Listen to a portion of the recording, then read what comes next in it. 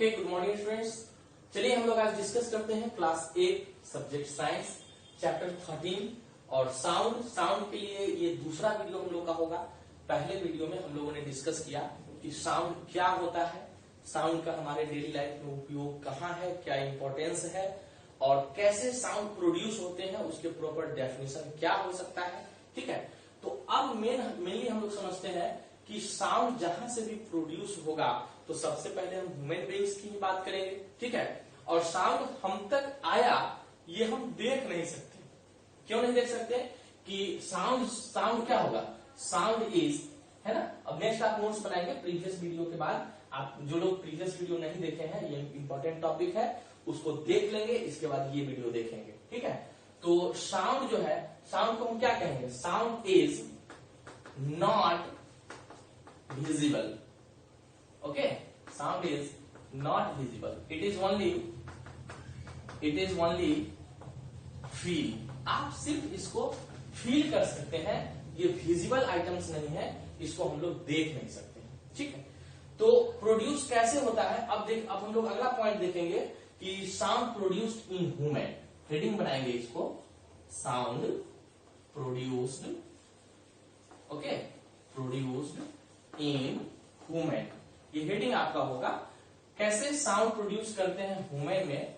ठीक है, तो आपको पता है कि लोग बोलते हैं और यहाँ कुछ घनघनाहट होती है।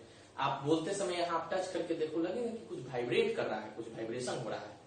और बोलने के लिए सिर्फ एक छोटी सी पत्ती होती है जिसको विकल कॉर्ड कहते हैं, उसी में से वहीं से आवाज निकलती है। आपने कभी देखा होगा वो बच्चे की जो चप्पल वगैरह शूज वगैरह होता है उसमें कुछ बाजा लगा होता है, साउंड प्रोड्यूस करता है, चलेंगे तो पी पी का आवाज करेगा। उसको जब आप खोल के देखेंगे तो पता चलेगा उसमें कुछ नहीं है, एक सिर्फ पॉलिथीन का फॉइल है, उसी से साउंड प्रोड्यूस होता है। उसी तरह यहाँ पे ह्यूमन जो वॉइस बॉक्स होता है जहां से आवाज प्रोड्यूस होते हैं, इसमें कुछ नहीं है, सिर्फ एक लीफ टाइप का जो कार्टिलेज का बना होता है। कार्टिलेज समझ रहे हैं ना, आपने पढ़ा है बोन, कार्टिलेज 6 में ही पढ़ा है एनिमल फॉर्मेट फंक्शन में, कि हमारे बॉडी में बोन है और बोन के बीच जो कार्टिलेज है, यहाँ ये सब कार्टिलेज का बना होता है, उसी की फरफराहट होती है। और फरफराहट होती क्यों है? जब लंग्स से विंड ब्लो करता है, जब विंड वापस आता है, आप सांस लीजिए, बोलना शुरू करिए, देखिएगा विंड खत्म, हवा खत्म, फिर से आपको सांस लेना पड़ेगा।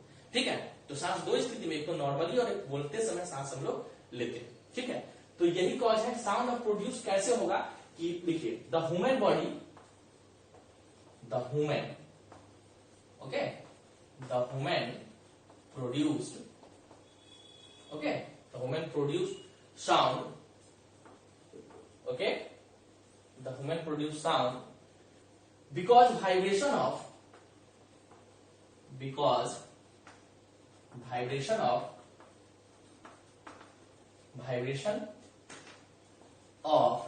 his voice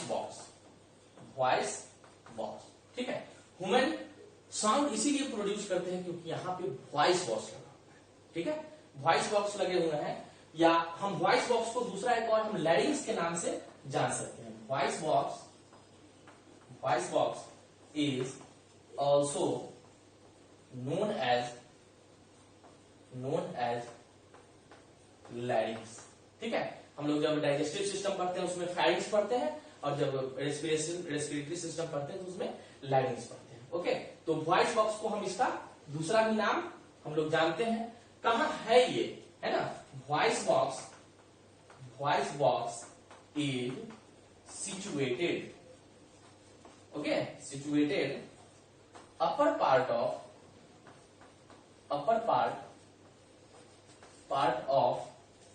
of wind pipe. Okay, देखिए, एक होता है फूड पाइप, हमारे माउथ और नोज दोनों आगे बढ़ते हैं और यहाँ एक दूसरे से एक चेम्बर में मिलता है, जिसको चेम्बर में मिल जाएगा, उस चेम्बर से आगे दो पार्ट में बढ़ गए, एक विंड पाइप चला गया और एक फूड पाइप चला गया। ठीक है, तो विंड पाइप एक्चुअली ट्रैकिया का बना होता है। आप रेस्पिरेशन में पढ़े भी है क्लास 7 में, जो ये विंड पाइप होता है वो ट्रैक्यूल्स होंगे, कड़ा होगा ताकि ये आपस में चिपक नहीं जाए। ठीक है, तो वो फूले रहने के लिए ट्रैकिया का बना होता है। उसी बीच में, उसी वॉइस बॉक्स के बीच में आपको एक इस तरह की साउंड, ये इस तरह का डिजाइन देखने को आपको मिलेगा। ठीक है, इस तरीके का डिजाइन आपको देखने को मिलता है जो वाइब्रेटिंग बॉडी होते हैं। ओके, जो वाइब्रेटिंग बॉडी होते हैं साउंड प्रोड्यूस करने का काम करता है। ठीक है, ये क्या हुआ, वॉइस बॉक्स होगा। वॉइस बॉक्स जब तक बच्चे माँ के गर्भ में होते हैं साउंड यहीं से प्रोड्यूस होता है। जब तक बच्चे माँ के गर्भ में होते हैं तब तक ये इनएक्टिव होता है।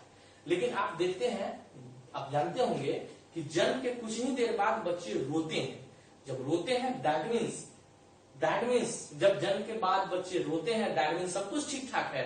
उसके वॉइस बॉक्स काम करना शुरू कर दिया, उसके रेस्पिरेटरी ऑर्गन काम करने शुरू कर दिए, उसके ब्रेन पे ब्लड प्रॉपर जाना शुरू हो गया, एकदम प्रॉपर फंक्शन में आ गया। दैट मीन्स ये रोना एकदम उचित है। ठीक है, बच्चों की रोना बहुत बढ़िया बात है। तो अब देखिए ये साउंड यहीं से प्रोड्यूस होता है, कुछ नहीं यहाँ पे लगेगा कि सिर्फ ये लीफ फॉइल की तरह कुछ लगता है, विशेष कुछ नहीं होती है। आप हारमोनियम वगैरह आपने बाजा बजाते हुए देखे हैं, फूकते हैं, बीट ब्लो करते हैं, कुछ नहीं उसके अंदर, एकदम ब्लैंक है, ब्लैंक एरिया है और उससे साउंड प्रोड्यूस होता है, यही चीज है। तो अब देखिए यहाँ पे साउंड प्रोड्यूस तो हो गया, लेकिन साउंड प्रोड्यूस होना जब बच्चे जन्म लेते हैं तो मेल और फीमेल को पहचान करना, बिल्कुल आवाज से आप नहीं पहचान सकते कि ये मेल है या फीमेल है। क्यों? क्योंकि वॉइस बॉक्स दोनों का साइज सेम होता है। ठीक है, किसी का भी साइज छोटा और बड़ा नहीं होता है, दोनों के साइज सेम होते हैं वॉइस बॉक्स का, इसलिए साउंड जो है सेम निकलता है। हमने प्रीवियस वीडियो में डिस्कस किया था कि अगर उसके वाइब्रेटिंग ऑब्जेक्ट बड़े होंगे तो उसमें साउंड थोड़ी सी ज्यादा प्रोड्यूस होगा। क्यों ज्यादा होगा? क्योंकि उसका एम्पलीट्यूड ज्यादा होगा, और एम्पलीट्यूड ज्यादा होगा तो साउंड ज्यादा से ज्यादा प्रोड्यूस होंगे। ठीक है, तो अब देखोगे कि जैसे हम लोग ये टॉपिक डिटेल्स जो है, एक चैप्टर आएगा, चैप्टर आपका 10 है एडिलोसिन। ठीक है, एडिलोसिन चैप्टर जो 9 के बाद 9 रिप्रोडक्शन इन एनिमल है और 10 में एडिलोसिन है, और 9, 10 दोनों एक ही चैप्टर होते हैं। इसके बारे में डिटेल्स वहां भी पढ़ाया जाएगा, मैं थोड़ा सा डिस्कस यहाँ भी करता हूँ। मेल के जो वॉइस बॉक्स होते हैं, मेल का आवाज कैसा होता है? भारी सा होता है ना, अमिताभ बच्चन की तरह, और इससे काफी भी गर्ल्स की आवाज और ठीक है और बॉयज की आवाज में दोनों में फर्क है। गर्ल्स का आवाज जब निकलता है तो थोड़ा भारी आवाज होता है ना, एकदम गला बचा हुआ जैसे लोग हम लोग बोल रहे हैं, कैसा लग रहा है? क्यों इसका भारी आवाज होता है? ड्यू टू, ठीक है, यहां पे लिखेंगे sound of voice is loud than the girls. Okay, ये साउंड जो है ये लाउड होंगे और गर्ल्स का क्या होता है? तो श्रिल्स होते हैं। इसके कॉज क्या है? तो लिखेंगे due to size of vocal cord. ये वोकल कॉर्ड के साइज के कारण, ठीक है, इसके साउंड श्रिल होते हैं। ठीक है, अब तो वोकल कॉर्ड जो है वो कितना बड़ा साइज है? तो ये वॉइस के जो होते हैं वो 20 सेंटीमीटर अप्रॉक्स, 20 सेंटीमीटर। जैसे ही आप देखोगे 7th में जो बच्चे पढ़ रहे थे उसका आवाज एकदम पतला सा था, ठीक है, एकदम गर्ल्स की तरह आवाज था, दोनों का सेम था। लेकिन जैसे ही 7 से 8 में आया हो तो वो अचानक से वॉइस का आवाज भारी होना शुरू हो गया है ना। ये चैप्टर हम लोग 10 में पढ़ेंगे डिटेल्स। तो क्यों भारी होना शुरू हुआ है? क्योंकि इसके जो वोकल कॉर्ड के साइज है वो अब बड़ा हुआ है ना। और गर्ल्स की अगर वोकल कॉर्ड की साइज देखा जाए तो इसका है 15 सेंटीमीटर, है ना। हमने पहले भी आपको बताया कि ये अगर तबला है, ओके, तबला है और ये भी तबला है, ठीक है, तो साउंड इसमें कैसा प्रोड्यूस होगा और इसमें कैसा प्रोड्यूस होगा बताइए?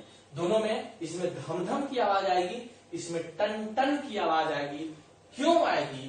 क्योंकि हमने एक टॉपिक पिछले वीडियो में डिस्कस किया था, ये रबड़ लगा के अगर यहाँ हम पकड़ के इसको छोड़ते हैं नीचे लाके तो ये इस तरीके से एक वाइब्रेटिंग बॉडी बनेगा, भागता है ऊपर से नीचे की ओर, और जब तक वाइब्रेशन होगा ही नहीं तब तक साउंड प्रोड्यूस होगा ही नहीं। और जब भी वाइब्रेशन होंगे तो वो उसमें ऊपर से नीचे फ्लक्चुएशन होगा और इसके बीच में एक नया एरिया बनेगा जिसका नाम होगा एम्पलीट्यूड।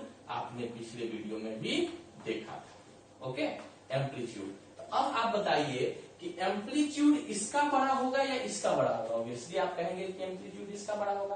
तो जब एम्पलीट्यूड बड़ा होगा तो उसके साउंड की जो लाउडनेस है वो ज्यादा होगा, और एम्पलीट्यूड अगर छोटा है तो उसके लाउडनेस कम होंगे। इसी तरह से यही कॉज है कि 20 सेंटीमीटर का अगर हम इक्वल कॉर्ड देखते हैं तो इसकी वाइब्रेटिंग बॉडी को अगर देखा जाए तो इसको अगर छोड़ा जाएगा तो इतने फ्लक्चुएट करेगा, है ना, यहां तक वाइब्रेट करके आएगा।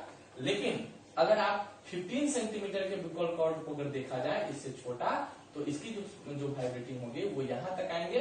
तो आप खुद समझ सकते हैं, इसमें ज्यादा कुछ विशेष नहीं समझना है कि ये चूंकि बड़ा है, ये 20 सेंटीमीटर है, इसलिए इसका लाउड आवाज होगा, और इसका छोटा है इसलिए इसके आवाज क्या होते हैं, श्रिल होते हैं। ठीक है, तो बिल्कुल इसमें समझने में कोई दिक्कत नहीं। अब है कि साउंड हम लोगों के पास से वहां एक जगह से दूसरे जगह जाते कैसे हैं, ऐसे कौन से कुछ कोई ना कोई आइडिया होगा, कोई ना कोई मीडियम होगा जिसके माध्यम से साउंड एक जगह से दूसरे जगह साउंड ट्रेवल करता है। अगर वो मीडियम नहीं होता तो हम ट्रेवल नहीं करते, नहीं वो जा सकता था। तो हम अगला हेडिंग बनाएंगे, how to propagate sound one place to another. अगला हेडिंग होगा हाउ टू प्रोपेगेट मतलब एक जगह से दूसरे जगह जाना। Propagate sound from one place to another. ठीक है, एक जगह से दूसरे जगह जाते कैसे हैं, तो उसका सीधा जवाब है ड्यू टू एटमॉस्फेयर। एटमॉस्फेयर अगर नहीं होगा तो हमारा साउंड एक जगह से दूसरी जगह नहीं जाएंगे। हम जो बोल रहे हैं पहले, ये वाइब्रेट करता है, और वाइब्रेट करता है तो ये हवा को टक्कर देता है, टक्कर देने के बाद तक आप तक पहुंचता है। ठीक है, वो टक्कर दे करके कैसे आप तक पहुंचता है और आप उसको कैसे सुनते हैं, ये सब टॉपिक अब नेक्स्ट वीडियो में हम लोग डिस्कस करेंगे। आप समझ गए कि कैसे प्रोपेगेट करेगा, तो वो प्रोपेगेशन हम लोग नेक्स्ट वीडियो में डिस्कस करेंगे कि आप तक ये साउंड कैसे पहुंच रहा है ना, कौन आपके पास प्रोड्यूस कर रहा है, कैसे हम तक पहुंचा, क्या कॉज है। ठीक है, ट्रफ क्या होता है, क्रेस्ट क्या होता है, एम्पलीट्यूड क्या होता है, इन सब चीज का डेफिनेशन हम लोग नेक्स्ट वीडियो में आपको दिखाएंगे। तो आज की वीडियो में प्रॉपर इतना ही। इस वीडियो का नोट्स बनाइए, सब लोग नोट्स को होमवर्क में भेजिएगा। उसके बाद नेक्स्ट वीडियो में कैसे साउंड हम तक पहुंचता है और हम सुनते कैसे हैं।